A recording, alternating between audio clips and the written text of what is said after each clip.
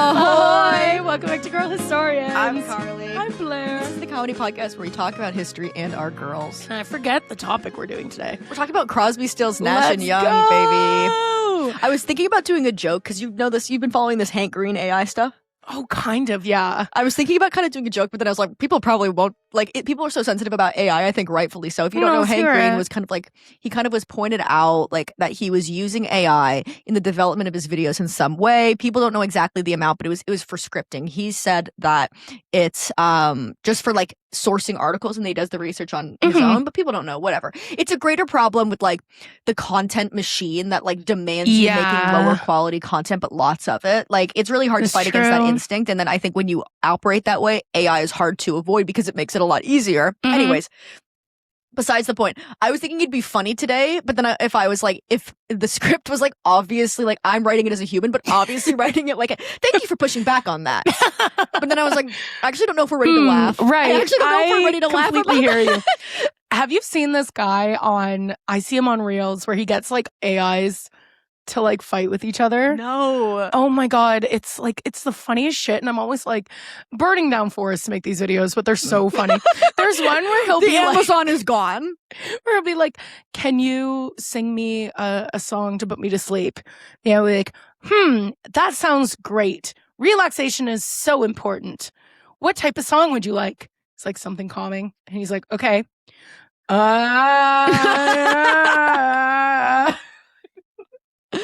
That's so funny. Yeah, no, just a kind of note. There's a really funny one. They're a podcast. I want to say they're Pod Save America. I actually don't. I don't know who they are, but like Reese, it's like kind of like a famous boy podcast in the way that like they're very popular. They're like making money from their podcast, but we don't know who they are because they're not like two girls talking with a vocal fry about like pube designs or whatever, you know.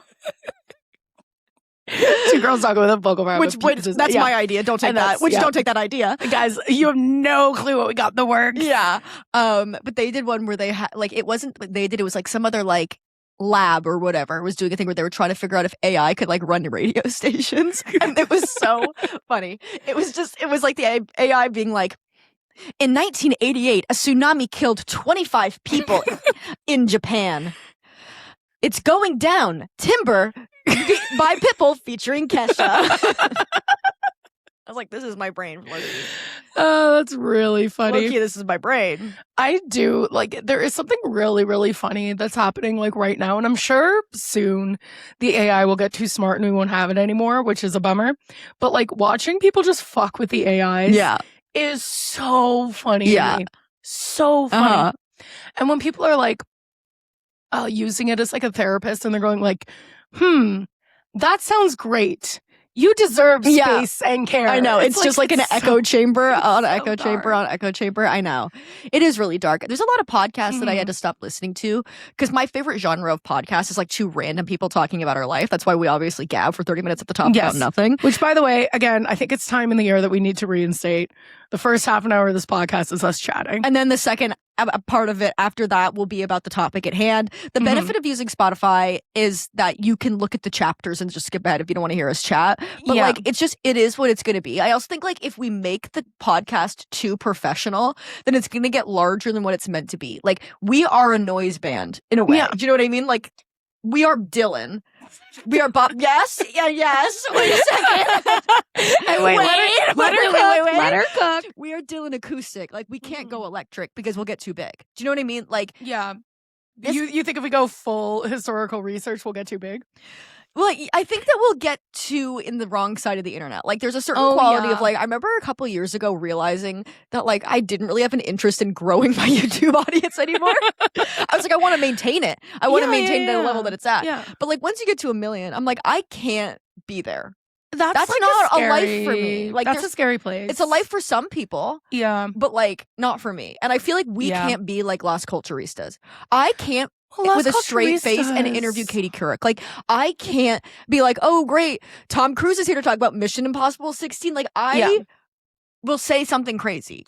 I do think that's a lot in the way that like we cannot become an interview podcast because I feel like that is like, and I love Las Culturistas, but like they're an interview podcast now and they can't say anything fun. Yeah. Because they get in trouble. It becomes like a PR, and fair enough, like make your bag, whatever. But it becomes like you just are there for for PR, really, for Yeah. like people to promote stuff. I was reading an interview with Bret Easton Ellis. Crazy. Wouldn't recommend. Awesome. I leave for 5 days. I know, Blair. Everything I'm going to say in this podcast, you're going to be like, what happened to you? What are you doing? What are What's you going up on? to? I read a full Gabriel Mate book. I was reading an interview with Bret Easton Ellis. I was in the trenches. He has a podcast. Do you know this? Oh, sure. Yeah. I mean, I'm not surprised. No. And he's got his own problems, obviously. But what he said, which I think is very true, is he's like, I never ever want my podcast to be a thing people can come on to promote stuff. Yes. You can come on if your book is coming out or whatever, but we're not talking about your book. You know what I mean? No. We're going to talk about, like, I don't even know, like on this podcast, you know what I mean? It's like, you can come on, but we're going to talk about razor blades and candy. We're going to talk about this, whatever. We're not just going to interview you about your movie, you know? Yes. Because it's kind of boring. Like, that exists for the people that it exists for, fair enough.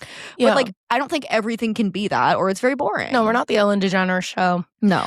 No, I think it's fun. I do think we could have more guests, but at the same time, it's a lot of work. Definitely. And sometimes people are boring. Well, and it's also like, I mean, I don't know. It would be like what the audience thinks or whatever, but like, do they even care? Do you know what I mean? Like, what do you guys care about? What do you guys care about? What do you guys care about? I don't want to empower you guys too much. Yeah. Because when I was thinking about this AI thing, I was like, I wonder how quickly people like in my audience would notice. And I was like, they'd notice in 1 fucking second. Oh, yeah. And they would scream at me. And like, as they should. Like, it's the audience of like this podcast and my YouTube channel is just like bitches and said with love. You know what I mean? Like, yes. Like, no, we're of the same cloth. Yes, cut from the same cloth for sure. But they're like, why would you do this? There would be no good faith. You're like, we've so been you burned use too many times. You use that like 3. You know how AI does like 3 things and then a dash. Yeah, I went to okay. How do I explain this? It's like 3. So it's like, it's not just. This couch isn't just a place to relax. Yeah. It's a thing to grow your home. Like, that's how AI writes. Yeah, it'd be like, it's not this. It's not. Yeah, yes, very much that. It's not this. It's not that. I also, it's not this. As aside, it's that. Let it be said, I think I've said this before, I love M dashes, and I'm not letting you guys not you guys, but I'm not letting, we're not taking it away. Because there's M dashes in my book because I fucking love M dashes. And I love M dashes. I love a dash. Yes. I just think they're a great punctuation thing. And people are going to be like, it's AI. And it's like, no, AI eats human writing. Yes. And humans use M dashes. Bitch. I love an M dash. Me too. I think it might be my favorite punctuation because it's just anything. It's like, it's how bisexual. Yes. It's how I talk. It is. No, it's very that of it's just being like, and another thing. It's like, another thing. It lets you do like an aside and another thing, and then you can come back to the main point. It's perfect. Well, because I remember like people, not so much anymore, but a few years ago, people are like, what is this? Like, what are you doing with these dashes when you text? And I was like, get on board, bitch. Get on board. Get on board. If you think about how people talk. They use dashes. Yeah. Because like, you know, do you ever text someone who texts with like no punctuation? Yeah. And you're like, so you're mad at me? Yeah. So you're furious at me. Yeah, give me a little something. Break it. It doesn't even have to be like a classic punctuation, but break the texts up in like text bubbles. Add a little exclamation point. You know what I mean? Like, don't end every sentence with a period, but just add a little, you know, words are an art form, some might say. I texted Brendan yesterday because we got an email for this like random show or something. And so I sent him like a screenshot of it and I was like, oh, what do you think about this? And he responded, yes, I've been needing to talk to you. And I was like, that's crazy. What do you mean? That's fucking crazy. And he was like, about the show. And I was like, don't say that. Not say, no. You can't say that. You sounded crazy. You can't say that. He was also flying in a bit plane, which I did not like at all. Oh my God. Why? I don't know. I was like, why are you in a plane? He was like, cottage. No. Like, that doesn't explain why you're in a bit plane. And please don't do that. Like that's how little those planes JFK go down. Jr.'s That's what I'm saying. Those planes go down. Same with helicopters. I know. Too scary. Yeah. Too scary. And if that goes down, you're not even making it on the news. No, they don't care. Like, that's the thing. If a Boeing goes down, yeah, it's on the news at least. Yes. Yeah. A little plane goes out, it's not making it on the news. Also, let's just say, don't go to the 9/11 museum right before you get on a plane. It made you think. really a little bit freaky, guys. Oh, definitely. Lie. Yeah. Not gonna lie. There was a period when I was going to Winnipeg with Reese, and the bulkhead was just kind of making a rattling noise, and I literally had a panic attack where I was like, "It's going down! Yeah. Like the plane is going, it's going down!" Yeah. I always have to remind myself, I'm like, the plane would probably make an emergency landing before crashing. I know. Like most of the time, it'd probably make an emergency landing. 100%. 100%. Yeah. And it probably happens all the time. It's just like that doesn't make the news. What makes the news is when it combusts. Yes. A plane exploded.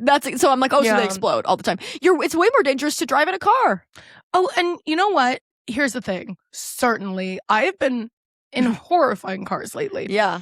I was in an Uber the other day who was ripping down a residential street, weaving in and out of cars. Well, and I was that's like, the place to do it. Yeah, we've talked about this recently. So Something's scary. going on with Uber and like nothing but love. I'm sure it has to do with like financial insecurity or something, or they're not getting paid enough. Like, fair enough. But I have been like, my life is on the line. I think I'm trying to transition away from Uber also because I don't like the way that it is so intrinsic in my life. Yeah. Like, I almost don't know how to function without it. And in New York, Uber isn't really a thing so much as it is here. And really? Yeah. I mean, for me. Okay, yeah. So what you're describing is being on every time vacation. I checked it, it was like, is $70. Oh, yeah, fair enough. It's more expensive. Yeah, and I was like, well, at least for bitches like me, I'm not taking a $70 Uber. Yeah, fair enough. And I was like, honestly, I just don't think I can do it anymore. And I want to get Lyft back, but Lyft famously has me banned because I owe them $8 from 2019. How dare you? They won't accept any of my cards. That's crazy. I have brand new cards. I re-downloaded Lyft. You're like, I would love to give you this $7. I would love to give you this $7. I would love to. $7. That surely has like depreciated in value over the years. Of course. I have like full new cards because this again was years ago. So I put in my new credit card. And they're like, no, rejected. Give us your money, please. New debit card. Nope, rejected. That's I put in crazy. I think I put in Christina's card. Nope, rejected. They just hate me. Yeah, they don't want you on there. They don't want you to be on it. But yeah, I want to back away from Uber because something's going on there. It's dark. I know. I think you're right too. It's just good to not do it, but it's hard sometimes. I know. It's so especially where you live. Yeah, when you're late all the damn time. Yeah. Well, no, not late. You're not in a super transit accessible area. I'm just not. They never ever tough. come. Yeah. So it's like, okay, am I ready for a 20-minute walk? Not really. You're not always ready for that, especially when you're carrying things. I know. I'm in a much more transit accessible area than you. Definitely. Which is super helpful. You can at least get your ass up and be like, okay, I'm just going to go to the subway. Yeah. Like, it's so much easier when you're like, I don't have to get lost in the wilderness waiting for a scary bus. Yeah, let's see. Let's just see where I end up today. Yeah. Hey, us the mainlining the Little House on the Prairie remake. You're like, you have to watch it. It's so sad. So upsetting. You're like, it's really troubling. You need to watch. It's really troubling. I can't really tell if I love it or if I hate it. But you can't look away either way. I can't look away. I think it's really good. The kid actors are really good. Love that. Which usually I find kid actors pretty intolerable. I agree. I agree. It's not their fault. It's just a lot of like, not their fault. Wow. Just like, wow, your parents run your Instagram, don't they? Yes. But it's really good. The way that they have incorporated like indigenous people is really neat, I think. Oh, cool. Were you a big fan of the original? Oh, yeah. Okay. Read the books, watched the show. Don't remember most of it. Yeah. But yeah, I'm just like really enjoying it. Like, life was tough. Yeah. But no, that's what I got to remember. Because I think sometimes it's just so easy for your brain to be like, things have never been this bad. And you're like, they have. And they've been this bad. There's other big problems. I'm not saying that we don't have problems. Yes. But things were also bad in different times. They do this thing, though, that like I find a lot of these kind of like remake adjacent things where it's like everyone's an ally. Of course, like, well, you're woke, of course. Yeah, like everyone's like, why aren't you letting the black woman into the woman's society? And it's like, I just like I don't know. I don't know if like the main characters need to be an ally. Like, I'm not saying that there can't be any. No, I agree. People who are forward thinking. You want a variety of thought, and then somebody can learn maybe. Yeah. Like, there's like one where Ma is like, she's upset because like a guy that Pa has hired is an alcoholic, and then she gets over it in like half an episode. She's like, well, it's actually really hard to be an alcoholic. Yeah. It's actually really hard, the stuff he's been through. But yeah, it's pretty cool. Putting it in a wider historical context, I'm really enjoying. But yeah, kind of. Hell yeah. If you guys are watching the Little House on the Prairie remake, let me know what you think. Sound off in the comments, y'all. Sound off in the comments. What do we think of the Little House on the Prairie remake? Yeah. And I need you to watch it, please. Okay, I will. At least I have one no episode. context for it at all, but... You never read Little House on the Prairie? No. Damn. I know. Well, you would hate it because it's from the perspective of a child. Yes, famously my least favorite perspective. Yes. So you would hate it. You should watch it. Well, at least the show would have adults as well. Yeah, I'd say mostly adults. Great. Some children. Well, great. And yep, there we go. That's good. Yeah, I've got nothing. Nothing really went on when you were gone. Okay. Yeah. I don't know. Literally nothing. I have nothing to say. There's nothing going on? Not really. Okay. I've been having stress, of course, but I can't yes, talk about it. I've been noticing this. Yeah. It's okay. We'll talk about it after. Yeah. It's just publishing stuff. So it's all fine, everybody. Damn. But just, life is life. It's a lot of pressure putting out a book. Definitely. Yeah. Definitely. For any of my, well, I've been really obviously into soccer football. Went to watch a game, and the night before, Dan Byrne from the English national football team was just in Toronto because his brother Dan lives Byrne? here. His name is Dan Byrne. That's Isn't crazy. that crazy? And he's like 7 feet tall. Oh my And God. he was there. Like That's I was so cool. not when I was there, but I was like, what are you doing? What is he doing in Toronto? Wait, Crazy. that's so cool. So that was fun. Good love. Yeah. Oh, that's nice. I'm okay. We'll be fine. We ball, but we ball. I'm Functionally. not bad. I'm just like, oh my God. Yeah. After this week, I really feel like my stress will dissipate. You know what I mean? We're back on track in terms of whatever. And sometimes it does just have to do with your period. Not like your period, but like just like periods in general. Did you get a new phone case? Yeah, it was for What's this? sponsorship. Wait, that's Berta, cute. come on now. She's like, Wait, big little sponsorship. heart. A little bunny, and it's Oh, metal. wait, it's that's it's a magnet. Oh, Isn't that crazy? the I don't know whole thing? what you would do with it, but you can stick it on your fridge. Whoa. I guess for TikToks and stuff, you can put it on like a pole, metal pole, and kind of do a bit of that. Maybe I don't know. Yeah, I'm on a poll for TikTok. Yeah, I guess I think that's what it's Whoa. for, but I don't know. It's like one of those things that like I want to get one of those things that has like the Octobuddy. The Octobuddy. Oh, I want an yeah, Octobuddy I so bad, know. but like I find it so embarrassing. Like I can't know. imagine myself purchasing it And then without being using really it. embarrassed. You know what I mean? Yeah. Like people see me full adult woman on the subway, have an Octobuddy They're on like, the back of my what phone. are you doing with your Like, at your what grown is this age bitch? with When your you're grown Octobuddy? age with that Octobuddy on your phone? I'm too embarrassed. There's a few things like that I'm like, I I'd really know. like that, but I'm too embarrassed. I know, of to, like, course. someone to see me at a store buying I know. it. I have to keep this veneer of cool. I know. It's the same thing I feel about I really want like tabby shoes, like Oh, those like yeah. clog shoes. I love I'm like, tabbies. I want a pair, but obviously not the real ones that are $1 million. Yeah, you want a $2,000 pair. Yeah, but you want like Yeah. a knockoff. Yeah, I want like a knockoff, but I'm like, it would just be I can't imagine the people in my life being normal about that. But you set the tone.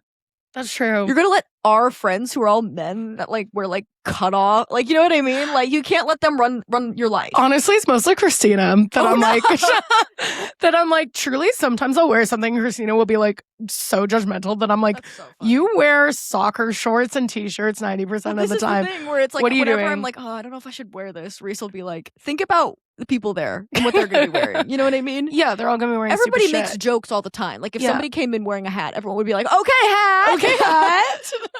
But like okay, gloves. It's winter. yeah. Okay, Hat, scarf. gloves. But it's like Okay, hat and gloves. you gotta just let it rock. Well, yeah, I feel like I already get ripped to shreds by like refusing to ever have a real winter coat. Oh yeah, well Which- that's crazy. Yeah, I That's need crazy, I dude. need to get over it. Blair's though, in like a my- parka in like sub-zero temperatures. It's just what I feel best in. Guys, I got ripped to shreds by my friends because I bought kind of like a fancy coat, and I've never really had like it's not like a fancy coat, but like usually I haven't bought like an actual like nice coat in like quite a few years. Mm-hmm. So I was like very excited. I was like, oh, I got this like new coat, and she was like, oh my God, great, like a winter coat, and I was like, No. it's a raincoat. She was like, I don't get, like, don't talk to me. I was like, Unless no, you're you know buying a what? winter That's fair. coat, I can't be here for Yeah, you. I can't hear about you buying anything Yeah. if it's not a winter coat. Yeah. Have you seen this discourse online about the things that you've bought that are worth the money? Like, what are the most expensive things that you've bought that have been worth the money?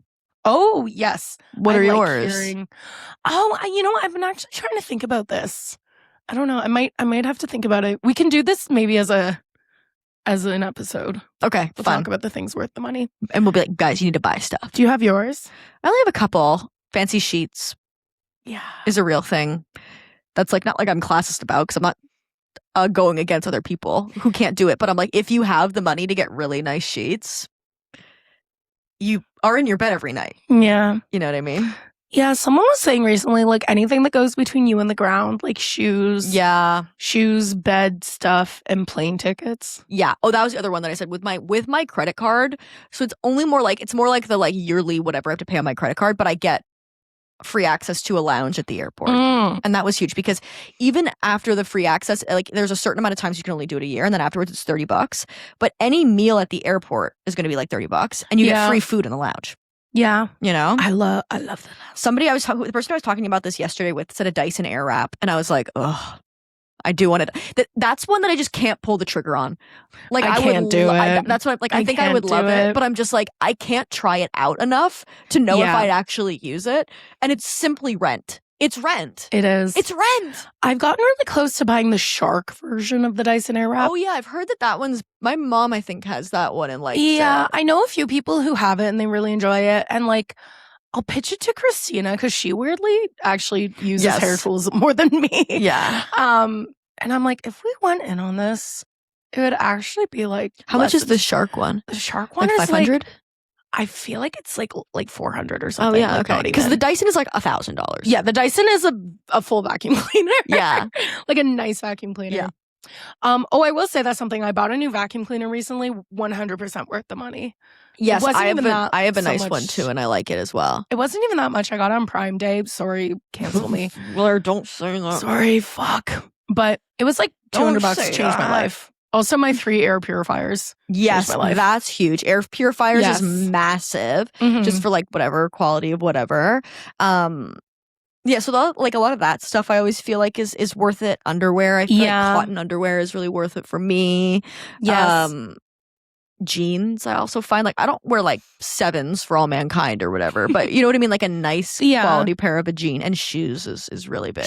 I'll always spend money on shoes, which is why I go into psychosis when I need to buy a new pair of shoes. Yeah, and I research for like a calendar year. Yeah, I wish I had that. I need to move past it. I need that. I'm starting to move past it. I think like a big one for me is last year I finally bit the bullet and bought a new laptop. Yeah, and having a computer that actually works is huge. Yeah. It's massive. It can't be. It literally can't be overstated or whatever. Especially if your job is like laptop. This is the thing. It's like if your job isn't laptop, you don't need a laptop. Like fine. Whatever. But if your job is laptop, you do need that. Yeah. Glasses, like the blue light and all that with the glasses, I think is worth it. For me, I also said bleaching, like hair bleaching.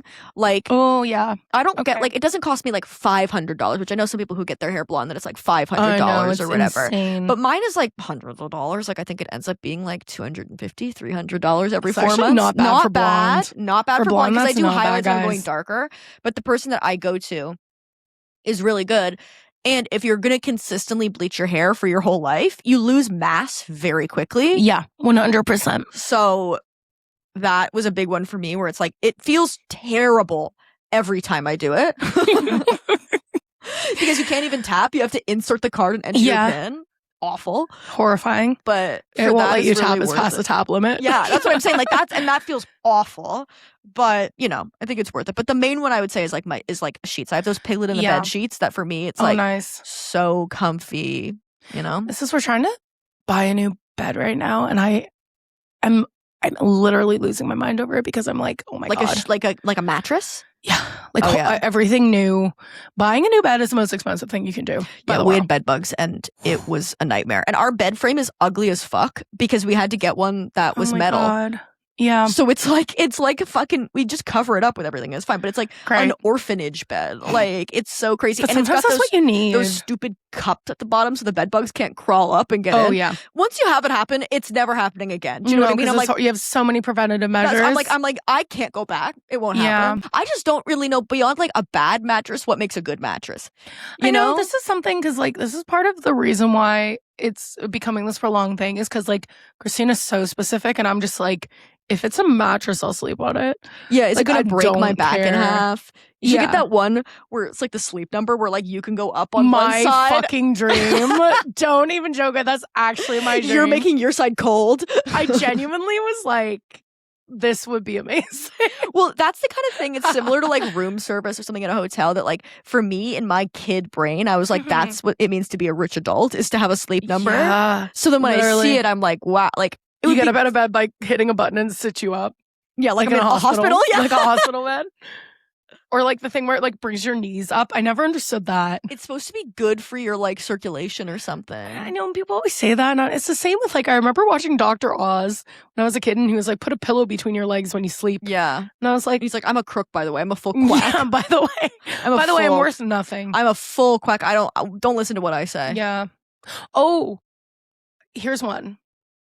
I genuinely think apartment. Yes, agreed. I think especially if your job is laptop. Like especially if your job is laptop. If you're at home a lot. Well, and also like every single time I've moved, I've always moved into a place where I've been pushing the amount of rent that I can actually afford. Yeah. And I do think that like you just will have a better quality of life if you are able to pay your rent and like adjust the rest of your lifestyle to afford that rent. Well, yeah, and you're never like so out that you have like no money left, but like you said, it's just like that's the thing that you should prioritize. Because it's like I've found too that like every time I've moved and I've been like, okay, I have to pay more rent now. It's like I've done things like stop buying coffee as much out, or like stop taking as many Ubers, and like, you know what I mean? Like things that have actually like ordering food. Yeah, like ordering food, and like things that have actually like made me live my life better, as opposed to like when you live in a place because you feel like you have to live there because you're like, I'm like scared of paying more. Totally. You're going to like spend extra money because you're like, I need to Uber eat something, or I need to Uber because like my life is hell. Yeah, my life is hell and I hate where I live. Whereas like if you like where you live, I find it so much easier to just be like, oh yeah, I'm just going to like not do this thing. Yeah. Because I'm like, I like my apartment. Totally. So I do. Every time I'm kind of a bad influence when people will be like, I'm worried about this rent. And I'm like, just do it. I know. You're always, it's good. If you ever want to move, you should tell Blair you're thinking of moving. Okay, like, Blair will be like, move. I've been thinking about that recently. I don't think because I like my apartment a lot. I like where I live and I don't really want to move. But, you know, life, it happens. In a city, it will eventually happen, whatever, right? But they sent someone to appraise a building. Ooh. You know? Ooh. Yeah. He was just like, hey, somebody's coming to just like check the building. Ooh. And I was like, so you're evicting us. Uh-oh. But they're filling the basement apartment, so I don't think it'll be really recent. Mm-hmm. Like, I don't think it'll be really soon. But I was like, okay, but that's fine. It's a great market right now. I can't wait till you move to my neighborhood. Well, yeah. This is what I'm waiting for. I know. I don't want to move like, I mean, I do you like... You can't talk to me about it. I know. I do like where you live a lot. Mm-hmm. I would either live around here or kind of close to where I live now, but a bit more central to where everything is. Like west or east? West. So west, but I mean more south. Yes. Where I live now, but a bit more south, I would like as well. Yes. Yeah. You know? That was my second area. Yeah, you were looking at places there. Those are the two places because it's still relatively close. And I would live in a house. Like I would like to live in like, we have a lot of in Toronto because of zoning things. We don't have like triplexes or whatever. Crazy. It's either like condos with like buildings that are like literally like 47 floors high, or like a house will get cut into 3 units. Or more. Sometimes more. Depends how savvy your landlord is. Exactly. And I like that. I like living like, I love living on like, I'm only going to go 1 level above the ground. You know what I mean? Yeah. I don't want to be high up in the air. I don't want to be high up in the air. I want to be like, if I had to jump out of my window because there was a fire, it would hurt me a lot, but I would live. Oh, yeah. Yeah. You know, like I want that. So yeah, I know. I was thinking about it the other day where I was like, I feel like my gut is pretty good in situations like this. And I'm like, my gut is telling me like, it's not now, but my gut is telling me it might happen. If that makes sense. I just feel like eventually you're going to crack and want an office. Maybe, but I was reading an interview with, so funny. I have to send it to you. Vulture did an interview with fucking, from Nirvana, the band, The Show. Who's the guy? Matt Johnson. Yeah, Matt Johnson. Yeah. And he has a 1-bedroom. Okay, love. And I'm like, well, if Matt Johnson has a 1-bedroom, then I can have a 1-bedroom. But like, I would rather have like a 1-bedroom in a way that like my living room was a bit more whatever. Mm-hmm. Shall we take a break? Should we take a break and then we'll talk about Crosby, Stills, Nash, and Young? Yeah. Woohoo. And let's do it. We're talking about Crosby, Stills, Nash, and Young continuing our Laurel Canyon exploration. Okay, can we do our impression of their harmonies? Yeah, what song are we singing? Helplessly Hoping. I don't know. Which one do you know? What do you know? Do you want to do what's the Vietnam War one? Is that Buffalo Springfield? Ohio. Yeah, Ohio is them, yeah. 10 soldiers and Nixon coming, finally on our own. That's literally what it is. They did that once at a party and we're like, whoa. For daddy, and everyone's like, whoa. Everyone lost their mind. No one had ever. There's a joke in, Documentary Now? Yeah. So they obviously, it's like a show where they like do it. John Mulaney writes for it. Fred Armisen writes for it. It's like they do parodies of documentaries. And there's one that they do about the Eagles, which are at the very, very tail end of Laurel Canyon, which we'll get to eventually. But there is a line in it that I think about all the time where they're talking about like how their music changed everything. And they're like in an interview and one of them just goes, yeah, no band ever existed before where one of the guys just sings high. And I'm like, that is what every single one of these bands feels like. It's like, you're telling me nobody just did like a harmony before? No, harmonies are really hard. They were like, well, yeah, this is, I watched the One Direction documentary to do a YouTube video about it. Stunning. And they have a bunch of like, it's like a concert documentary. Okay. And it made me really realize that what I think Cat's Eye is missing is harmonies on the chorus, at least in live performances. I know there's a big focus on dance for them, whatever. Yeah. But they sound so full and good when they're all harmonizing on the chorus together in One Direction. I was like, this sounds great. It's like they're all good singers. It sounds great, whatever. And I'm like, oh, this is what we're missing. Well, Cat's Eye is. It's Cat's Eye. I would say the Cat's Eye's music is a bit of an afterthought. Yeah. What is the fucking the animal one? Nobody knows you're out of control. Say what you will. Is it like a fucking 2014 pop song? Absolutely. Ed Sheeran can write a song that will not leave your brain. No, Ed Sheeran has got it's in my brain. A certain type of juice. Yeah, it's not good for you.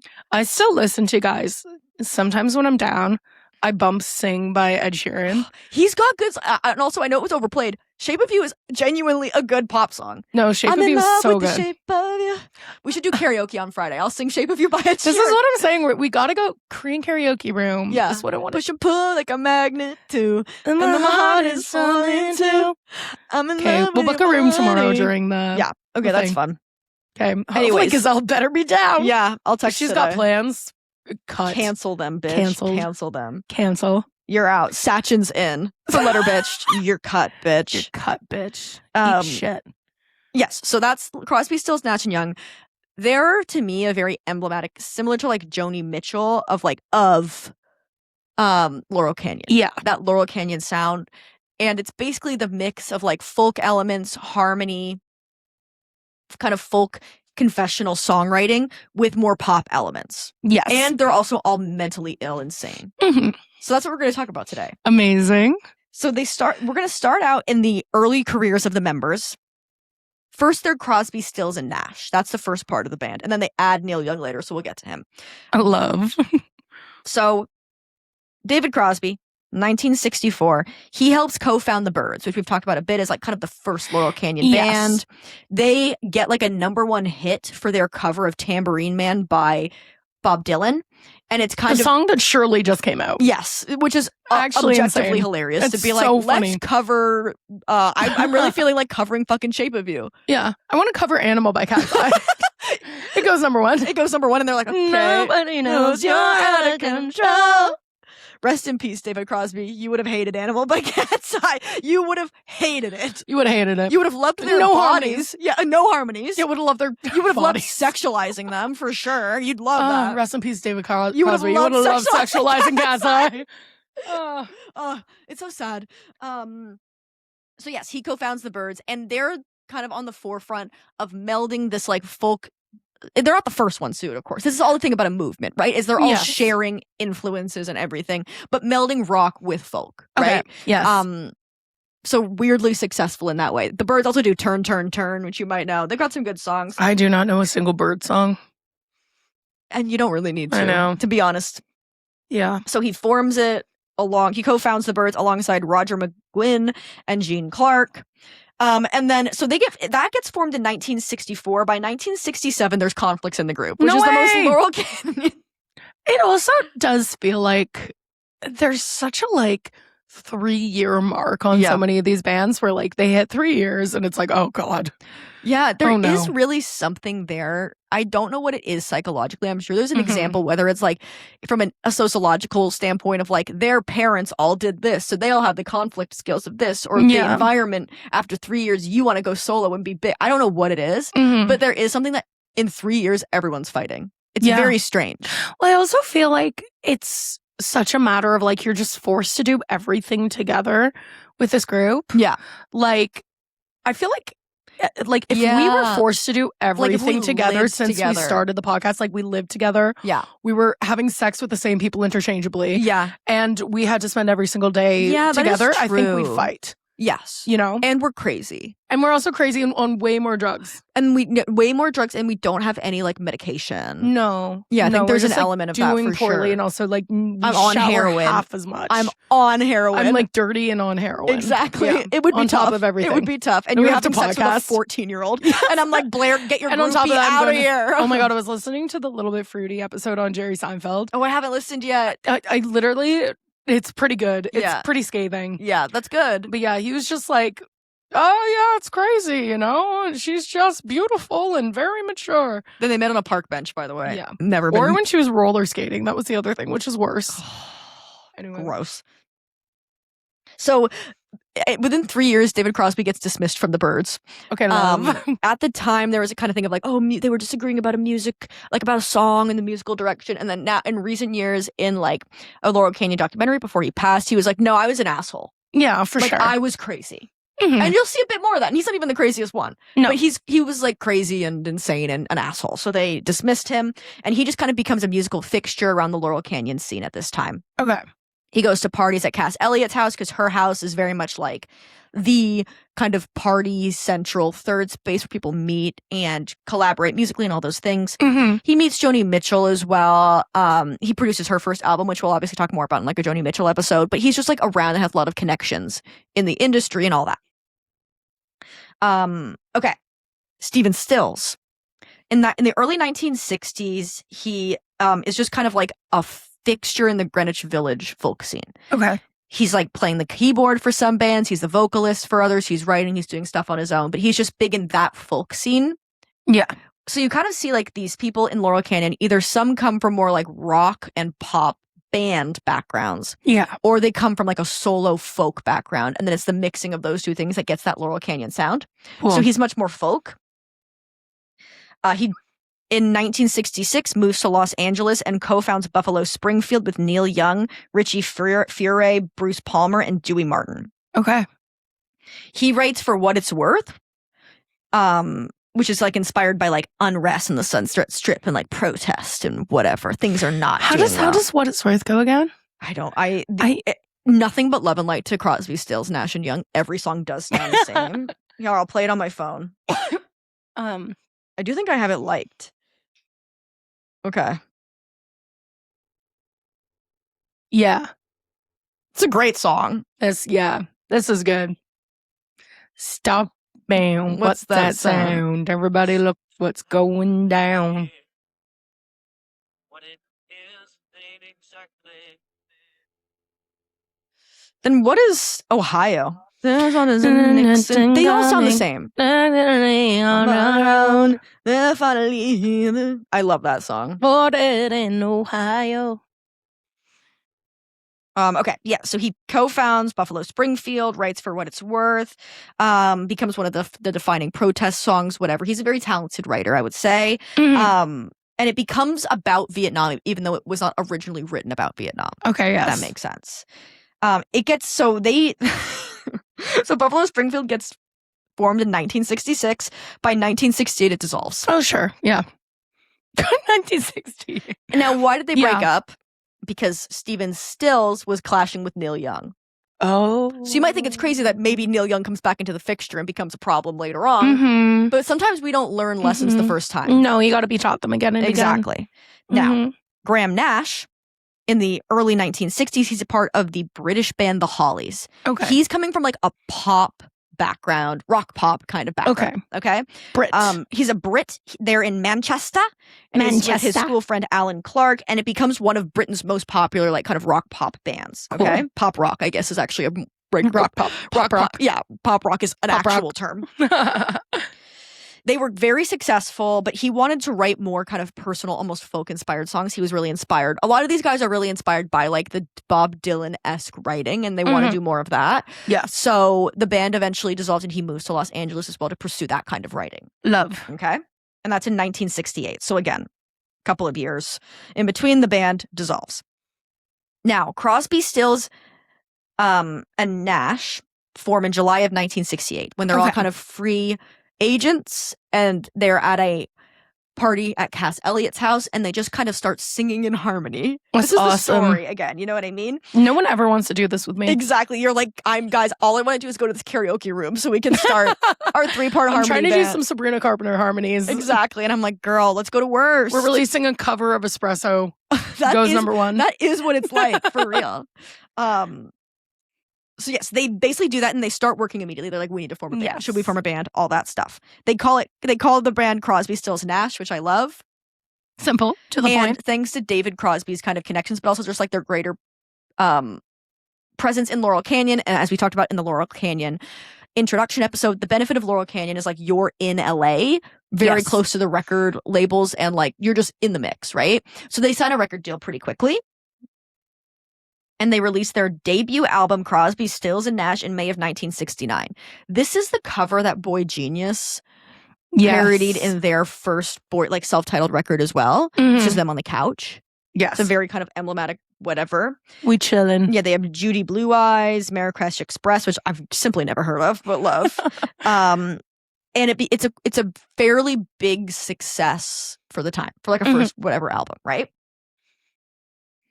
And then they decide they have to go on tour because they have to tour the album. Well, yes. But a big problem is that, when they were recording the record, they were using like session guitarists, even though they did play guitar and whatever, but they were using session guitarists, and none of them could play That's the funny. guitar well enough to play it on tour. Yes. So like we need a keyboardist and we need a guitar player. And then So what were their instruments? Were they just singing? well, they play guitar, but they just don't play it well enough they're to not play good. the guitar that they put in the album. Dude, you basically. could do anything in the 60s. I You'd know. be like, I can kind of play guitar. It's literally that. I can kind of do it. Yeah. So then somebody from the record label is like, well, what about Neil Young? Oh. Yes, which if you remember, Stills worked with before. Calvin High School grad. Exactly. Canadian legend, icon. We love Icon. Winnipeg Neil boy. Young. So, and he had, and again, Stills had worked with him in Buffalo Springfield. And after Buffalo Springfield collapsed, Young focused on solo material and began working with his band that he still tours with today, Crazy Horse. Doing like he released Everybody Knows This Is Nowhere. I love that song. Love that that record is great. But he was just working on his own solo stuff. He's much more, again, folk inspired. He was, I believe, born in Ontario somewhere, but then lived in Winnipeg. They grew up in Winnipeg and then moved back to Toronto and did the kind of Yorkville folk scene with Joni Mitchell. Yes. So he's very like folk inspired and all that stuff. Like he's and his thing is very much like all these guys are doing a lot of drugs and like music. But Neil Young like loves music and is very serious about the music in a lot of ways. And crazy. They're all crazy and they don't shower, right? Yeah. But like he's an artiste. And he has crazy fucking mutton chops and whatever, right? And he can play guitar really well. Yeah. I saw him in concert like That's a couple so years cool. ago, and he was so good, Blair. I was like, no one plays guitar like this That's anymore. crazy. He would turn his back to the audience and then rip a 7-minute guitar solo. It was crazy. Dude, he's so cool. He is really, I really do love cool. Neil Young. He's an icon legend. I believe a vegetarian icon. And yeah, checks out. Exactly. And he's, again, like folk inspired, but like plays the electric guitar like nobody's business. So it brings a bit more of like an edge, right, to their whole thing. And they allow him to join because he was like, I'm not joining as like a part of your fucking band. I'm either joining the group or not. Yeah. So they become Crosby, Stills, Nash, and Young. Young. Which I kind of just love. Just add it on. Yes. One of my favorite things I kind of so this is all in late 1969. One of my favorite stories that kind of spells disaster for this group, and this is like not verified, but like people have talked about it before. Again, with Laurel Canyon, like the the labyrinth of memory is a very interesting thing because everyone was on drugs. So some people are like, that never happened, and some people are like, that did happen. That and happened. we'll literally never know. Yeah. We'll literally never know. Because they were all on drugs. Exactly. In the summer of 1969, David Crosby and Stephen Stills got into a heated argument at a party Awesome. about, let me read this word for word, how long turtles could survive underwater. That escalated into a full-blown shouting match in the driveway of the party. What? One, I guess, was like, they can't survive that long underwater, and the other one was like, they could, and they started screaming at each other about the turtles. Oh my god. So the band is not, like... Okay, Michael Scott ass. They've been... Where are the turtles? They've literally been together for, like, a year, basically. That's funny. And they're screaming about turtles That's already. funny. So, Me when I'm mad about something else. It's crazy. Yeah, so then Neil Young joins, and like a couple, he joins, and then like basically they play their first show in August of 1969 in Chicago, and then 2 days later they play Woodstock. That's insane. Yes. And then they start recording their second album, Deja Vu, which is All right. their first like Crosby, Stills, Nash, and Young album. Great. It's crazy to play your first show and then like we do Woodstock. Let's just play Woodstock. That's Let's what you just say. play You could do Woodstock. anything in the 70s. You really could. Yeah.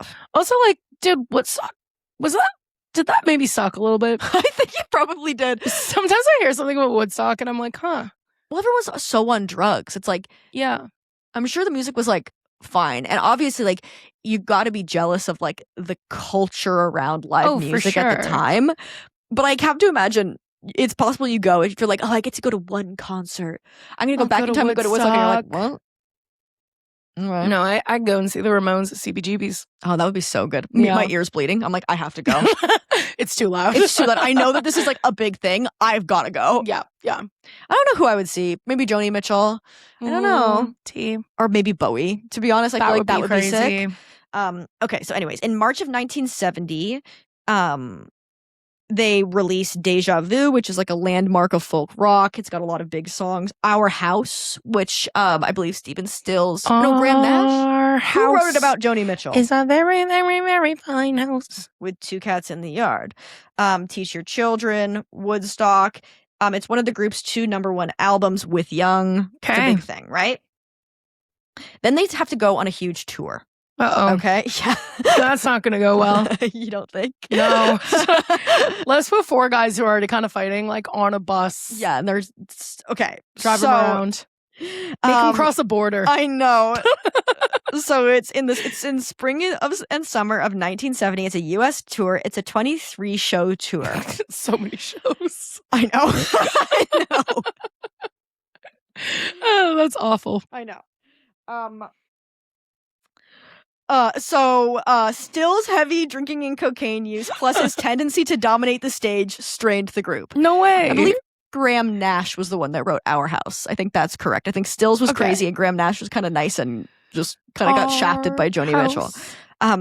When they were playing the Fillmore East, which is like a New York show, Mhm. Stills launched into an extended solo set, reportedly after hearing Bob Dylan was in the audience without the others' consent. That's really funny. Bob Dylan's here? I know. I'm like, in many ways, this is our improv troupe. Do you know Yeah. what I mean? I'm like, 100. girl, been there. JFL is here? Girl, been there. JFL is here? Monologue? Yes. The breaking point of the show comes at a 2-night run in Chicago in July, where Stills was so fucking annoying and drunk and high and crazy that Crosby, Nash, and Young all quit the tour on the spot and fly home without telling him. That's really funny. They just leave. They're just like, we're done. Yeah. That's funny. Yes. So that's kind of happening around the same time in like the summer of 1970. Neil Young writes Ohio in response to the Kent State shootings, which is one that we were speaking earlier. That's again about like protesting or Dead in Ohio. It is released as a single and it's become like one of the era's best known protest songs. Mm-hmm. And then in this summer they break up because of this horrible tour. Their first breakup. They get back together. They don't learn a lesson. No. They released right after the breakup Four-Way Street, which is a live album of the tour. That's That crazy. people really loved, and they're like, oh, we love this band. Get Yeah. back together. So they do a reunion in 1973. So 3 years later, they get back together. They begin working towards like recording a album. Would you believe that the sessions were troubled? Yeah, I believe it. You think you don't think they've I grown? believe it. Yes. Yeah. Well, don't worry. They reunite for a large stadium tour the thank next God. year. Thank God. More shows, bigger shows, stadiums. Yes. Cross the border. This is called the Doom Tour. Doom? It wasn't called that in actual name. Oh, okay. I was going to say bit on the nose. No, David Crosby calls it the Doom Tour because the sound was so loud with Stills and Young like playing crazy guitar riffs and stuff that him and Graham Nash couldn't hear themselves sing the harmonies. They're all funny. just like fucking fighting and basically screaming over each other on stage, like not like a band, 4 individuals ripping on the guitar while the other 2 try and sing. Also, who's doing their sound levels? Turn them down. Turn them down. Turn them down. The stadium tour was organized by Bill Graham. It has multiple trucks, chefs, a large crew. This is the famous one where Neil Young gets his own tour bus. Yes. With his son. That's funny. They're all in like the fucking druggy one. Like everybody else is the one where they're doing coke all the time. Yeah. And he's just like vibing on his own tour bus. I mean, good for him. Never felt more seen in my life. I'm going to be on my bus. There was also helicopters up to 80,000 and up to 80,000 fans per show. It was massive. It was one of the biggest tours of the time, right? That's crazy. In my mind, they're not even that popular. I know. I'm like, wow, I have like a totally wrong view of this band. Yes.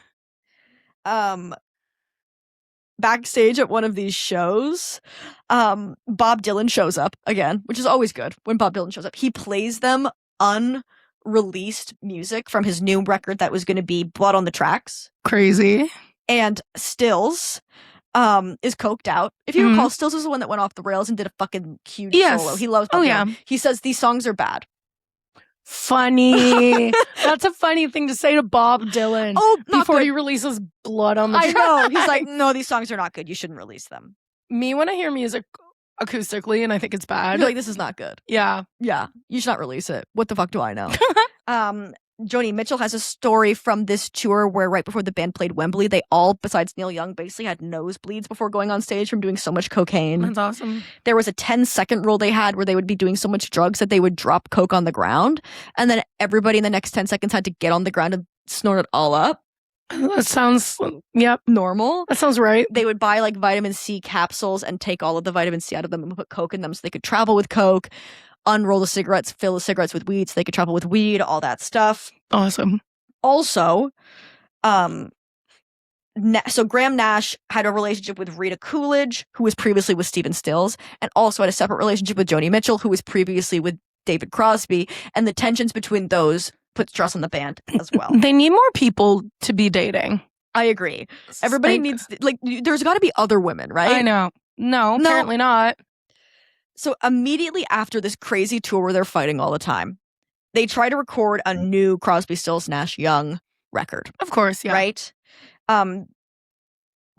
These are the sessions where the band fell apart, like, kind of permanently. They did reunions later on, but they were really more like legacy act, whatever, not releasing, like, you know what I mean? Like, not like the classic Laurel Canyon years. I need to send my kid to private school. I need money. Yeah. Yes, very that.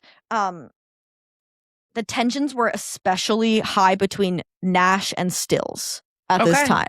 Even though, because Neil Young did not get along with them, but was a bit more just like reserved and removed.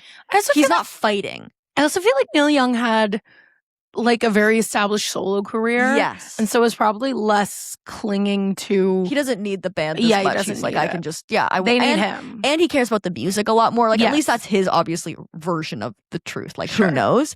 But for him, the reason he eventually will leave the band is because, like, he's like, all we're doing is fighting and, like, doing drugs. It's not really about the music anymore. Yeah. And like you said, he had an established solo career. Like, he's less stressed in general. He obviously wants to collaborate, which is why he's, like, continued to tour with Crazy Horse and all those things. He wants to, like, be in a band and create music, but it's like, this is such a toxic environment. Like, I can't be around.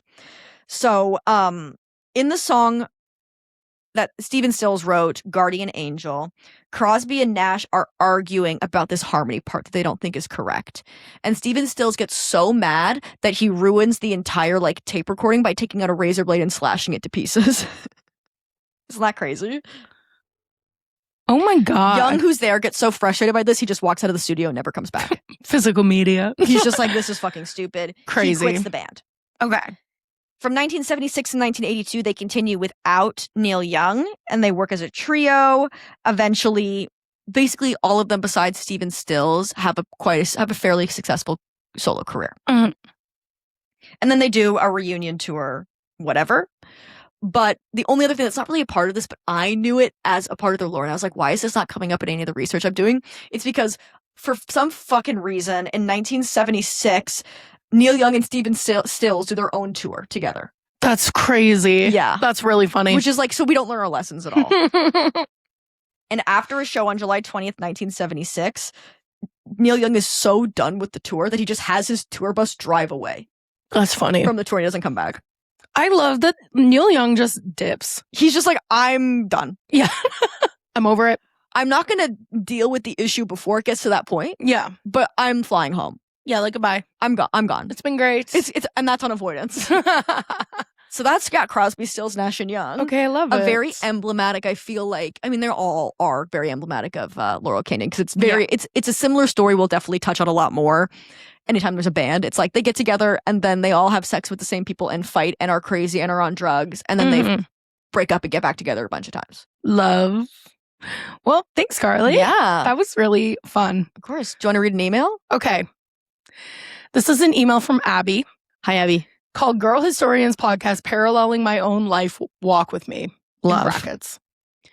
Hi, Carly and Blair. I've been listening to you guys for about 2 years now, and I'm obviously a huge history nerd.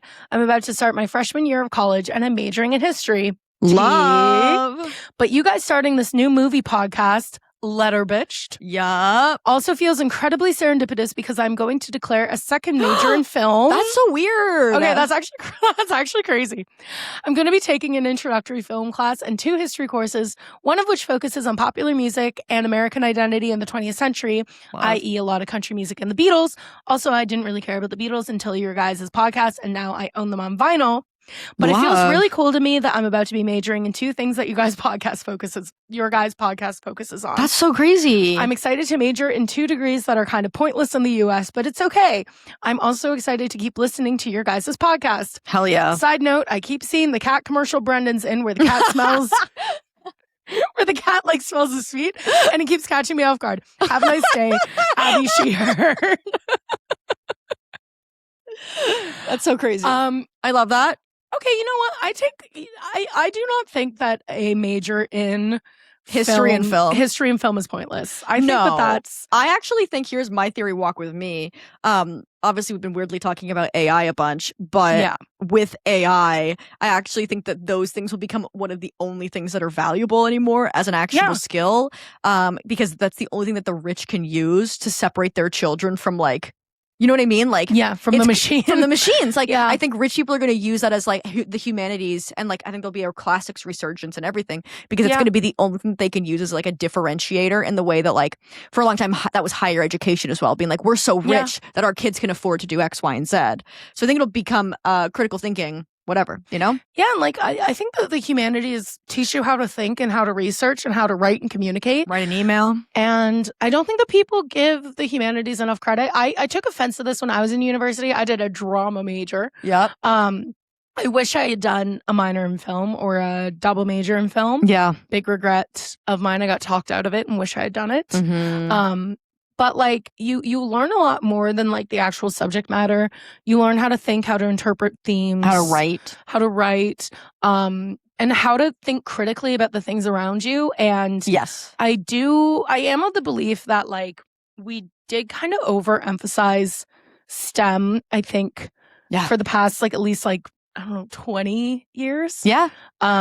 Whereas like you do need critical thinking skills, and the humanities translate into like a multitude of careers. Hard agree. My biggest, not like, and I don't really have regrets in life beyond like, I don't know, hurting those I love. Let's get into it.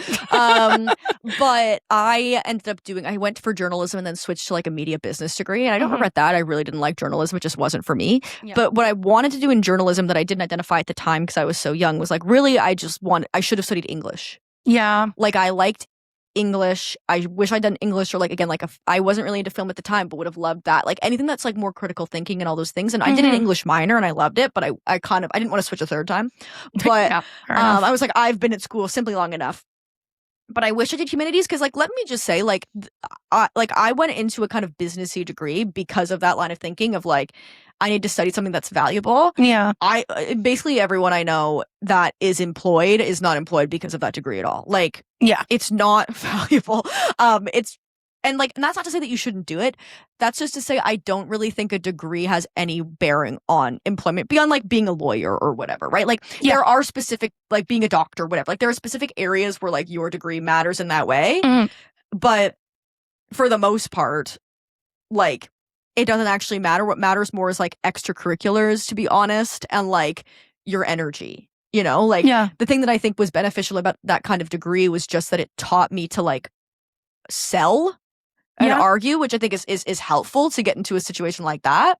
But beyond that, like, I don't feel like my regular good degree helped me in any way, you know? Yeah. Yeah, and I think that's like a constant in a lot of people's stories is like you end up basically using none of the information from your degree, but you end up learning how to like make yourself a person. Yes, exactly. You know? And you never know. Like, you really don't know how things are going to change. I remember when I was in high school, a big thing that they would always say is, like, don't be a teacher. Because at the point when I was in high school, the substitute teacher lists were, like, completely overlogged. And, like, it was so hard to become a teacher because you just couldn't get classroom experience because there's too many people that wanted to be teachers. Yeah. And then the pandemic happened, and now they need teachers so bad. Yeah, they're desperate for teachers. Yeah. So it's like you just can't make decisions on your future based upon like the trends that are happening at the moment. And you can get fired from anything. You know what I mean? Like you can like STEM is a great example of that. Of like, I feel like when I was in high school and university, they were like computer science, learn to code. Yeah. Learn to code, go into tech because there was a huge boom. And like any of the people that I know that went into like video games and tech like all got laid off. And now they're taking classes to learn how to read and write. Yeah. Because they can't go to job interviews. 100%. And like you can't write a letter advocating for yourself as an employable person. But yeah, no, I was the same when I was in high school. It was like, learn to code, go into tech, go into this, you know? And now it's like, that's one of the most unstable jobs to have. And it's getting so undervalued. Yeah. Because we're outsourcing a lot of the IT work to places overseas. And AI. Like that's the first thing that it learned to do. So, yeah. I think you should do it. I think you'll enjoy it.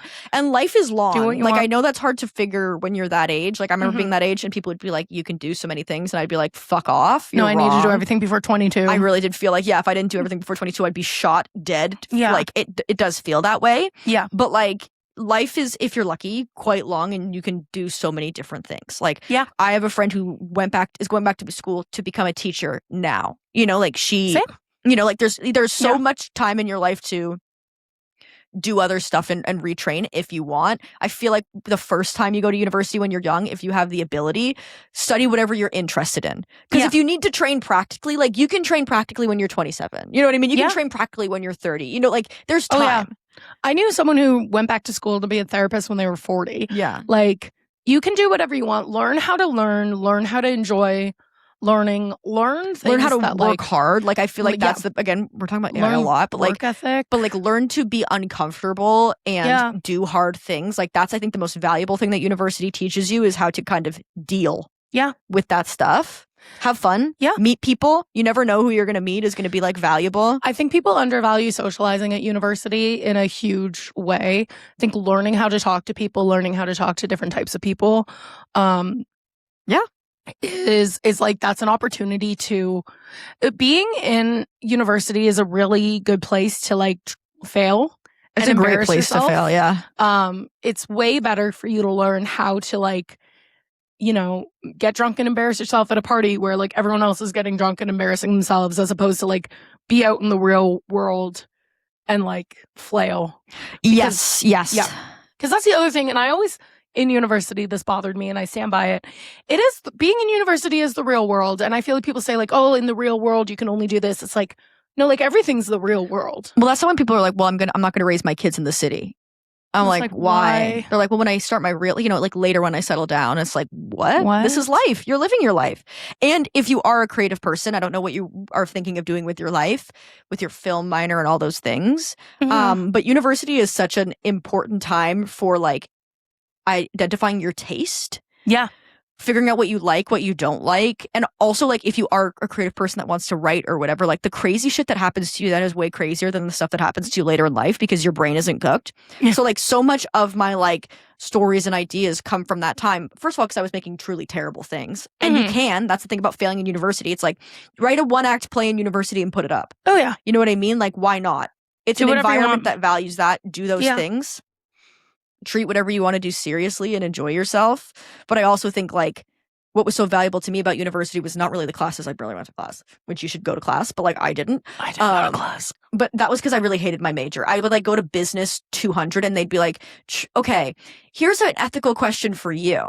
If you could get away with pouring toxic waste into the ocean, why should you still not do it? And then I look around the classroom and see people being like, fuck. And I'm like, we're thinking about what?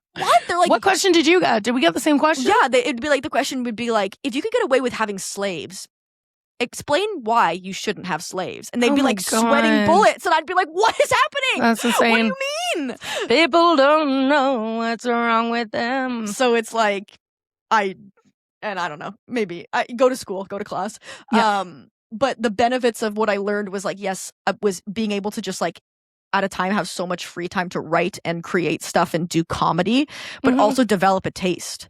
Yeah, go 100%. see a fuck ton of movies. Go see a million movies. Go engage with people. Oh my God, use your student discounts, guys. Yeah. I did not know half of the stuff. We used that to I get like qualified such for. good deals on groceries, and I forgot. And now I'm like, now it's like I have to just pay. I was thinking about the other day. I was like, wow, I have to pay full price for groceries. It's actually crazy. Well, and just like too, like look up theater companies, look up the ballet, look at the opera. Like these places have $20 tickets.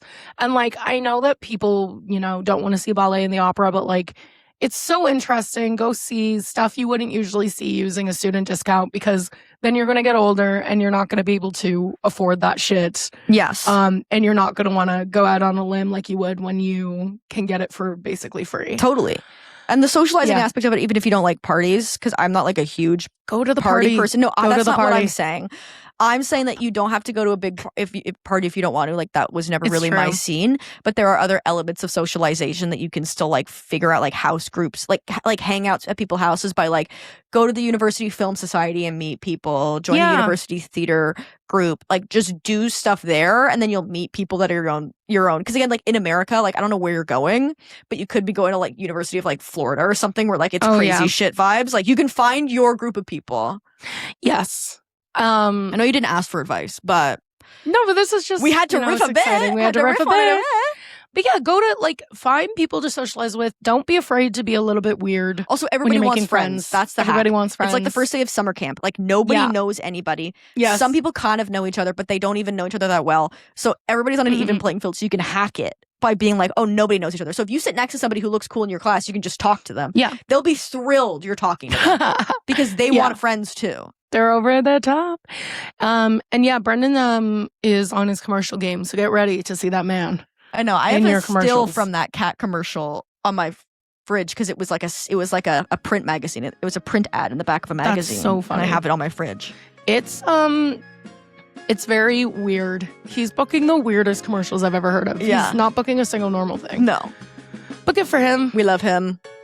And we love you guys. That's it. We love you guys. later. Thank you so much. Bye. Bye.